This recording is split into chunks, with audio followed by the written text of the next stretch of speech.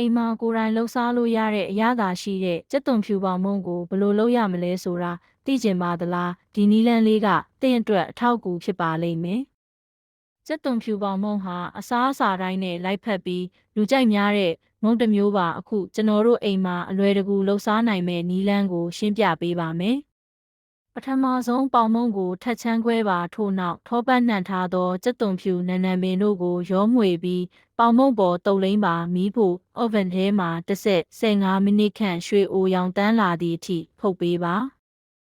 ဒီနည်းလမ်းကအခြေခံဖြစ်ပြီးကိုကြိုက်နှစ်သက်ရာဟင်းခတ်အမွှေးကြိုင်တွေထပ်ထည့်လို့ရပါတယ်ပေါင်မုန့်အမျိုးအစားပေါ်မူတည်ပြီးဖုတ်ချိန်အနည်းငယ်ကွာခြားနိုင်တာကိုသတိပြုပါ